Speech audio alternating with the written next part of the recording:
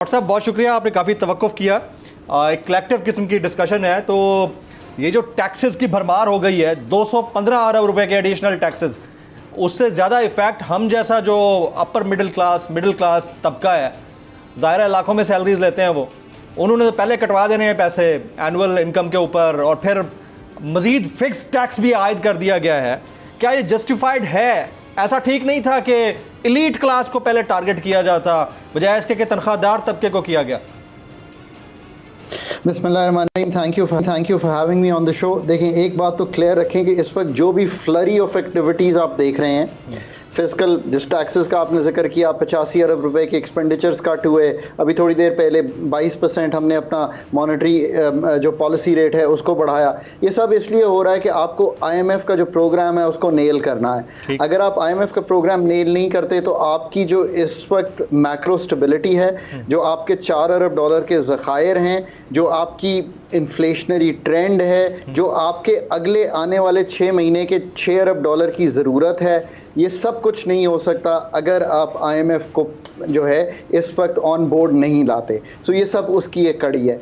ये जो 215 के टैक्सेस हैं, देखें टैक्सेस पे तो I have always said this कि जो इस वक्त नेट में है हम उसी से चाहते हैं कि ज़्यादा से ज़्यादा निकाल सकें। मैं तो इस पे भी हैरान हूँ कि किसी ने शायद देखा नहीं वो डॉक्यूमेंट। जो 5 लाख कमा रहा है, let's say you are earning 5 lakh rupees, तो आप पे जो टैक्स हमने बढ़ाया है इनकम पे वो 9% है। अगर मैं 12 लाख कमा रहा हूँ तो उस पर जो बढ़ा है वो 6% है।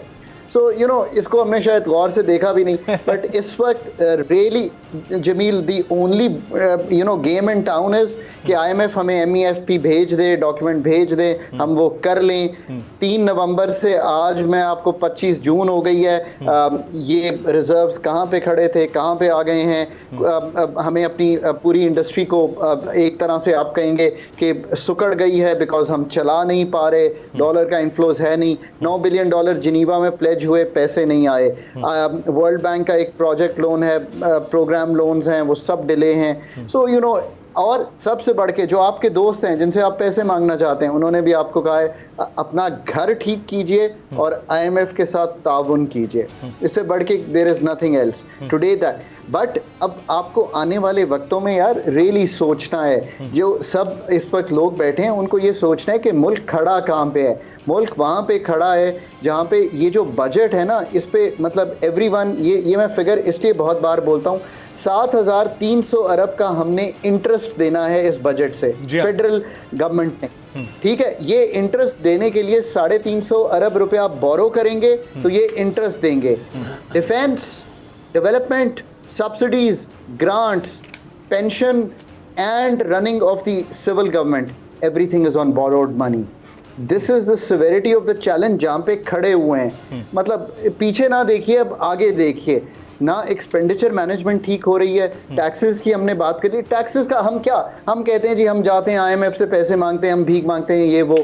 2200 अरब की टैक्स एग्जेम्पशंस हैं, आपने अपने इकोनॉमिक सर्वे में लिखी हैं। आपको IMF ने मना किया, जाइए ठीक कर लीजिए। हम ना एग्रीकल्चर इनकम टैक्स लगाना चाहते हैं, ना हम रिटेल और होलसेल पर टैक्स लगाना चाहते हैं। आपको लगता है कि लगाना चाहिए डॉक्टर साहब एग्रीकल्चर हर सूरत में? हर let me give you a figure. इसीलिए मैं जब भी गुफ्तगू करता हूँ I want to make it factual.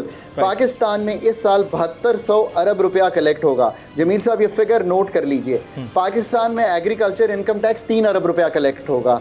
अब आप मुझे बता दीजिए कि 20% ऑफ द टोटल हुजम of the economy is agriculture, वो 3 अरब का आपको इनकम टैक्स देगी। आपको रियली सोचना है कि 22 अरब की मरात, 3 अरब की एग्री इनकम टैक्स की कलेक्शन। तू की जाने यार अमीरा, रोटी बंदा खा जाती है। यूनान में कश्ती उलटने का अलमनाक हादसा। उदास आंखें, चेहरों पर मायूसी, दिलों में अब भी प्यारों के बच जाने की आस। मेरी दरखास्त है वज़ीर आज़म अगे जल्दी तो जल्दी मेरे बच्चे की तलाश की जाए।